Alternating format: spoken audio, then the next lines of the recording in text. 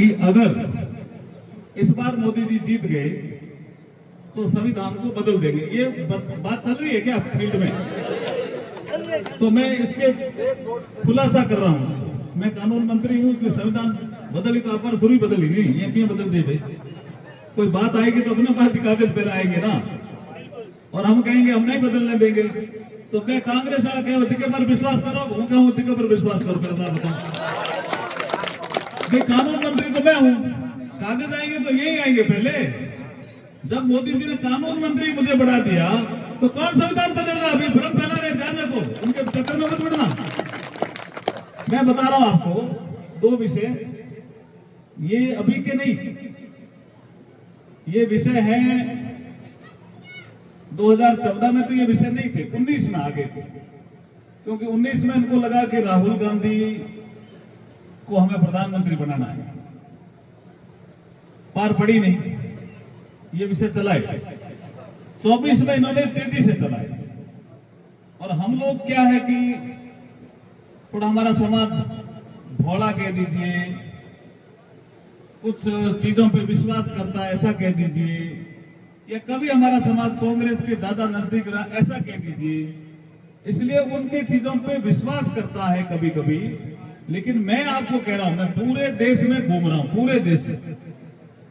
अब हमारा समाज जाग गया, और हमारा समाज जाग करके ये कह रहा है, जोर से कह रहा है कि हम नरेंद्र मोदी के साथ हैं, इसलिए कांग्रेस हार रही है, नरेंद्र मोदी जीत रहा है। लेकिन हम कौन चक्कर में पड़ रहे हैं? मैं पांडिचेरी का प्रभारी मुझे बनाया मोदी जी ने। पांडिचेरी तो बहुत दूर है भाई, देखो नक्शे में की साउथ में। तो मैंने कहा साहब मेरे वहां कोई रिश्तेदारी नहीं है, और वहां विधानसभा की 30 सीटें, हमारी कभी कोई सीट जीती नहीं बीजेपी की, मुझे वहां क्यों बना रहे हो? मैं गया पीएम साहब से मिलने। अच्छा, प्रधानमंत्री जी के तो नजदीक में रहता हूं, तो आप देखते हो टीवी में नहीं देखते? तो मैं बताऊं, प्रधानमंत्री जी ने कोई बात हमारी पहुंचाओ तो मैं पहला पहुंचाऊं, कोई और पहला पहुंचा दे? मैं ही पहुंचाऊं नहीं? तो हमारी बात पर विश्वास करिए थे। मैं पांडिचेरी गया तो मैंने कहा क्यों भेजा साहब, मेरी कोई रिश्तेदारी नहीं, भाषा में तमिल जानता नहीं। तो मुझे पीएम साहब ने कहा कि अर्जुन जी आपकी पगड़ी को सब जानते हैं। हाँ पहुंचो। मैं पहुंचा, मिल गया। पहला तो प्रभारी का काम क्या होता है? बड़ा काम होता है, इलेक्शन मैनेजमेंट। 30 सीटें हैं, उनमें एक एक सीट पे 5-5, 7-7 तो टिकट मांगने वाले होते हैं। टिकटों का सही निर्णय करना तो बड़ा काम होता है। मैं वापिस आया, मैंने कहा साहब मैं जाके तो आ गया, अब मुझे करना क्या है?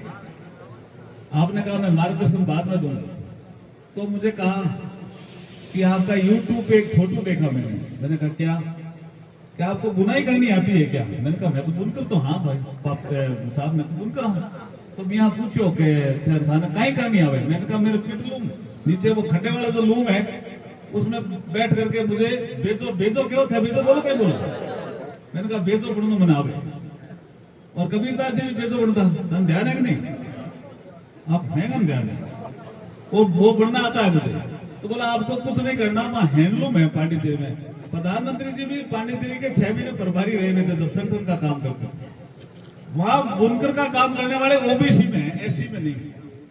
आपको करना कुछ नहीं, आप उनके मोहल्ले में जाना, और जो हैंडलूम है ना और ये पिटलूम है उसको बुनाई का काम करना।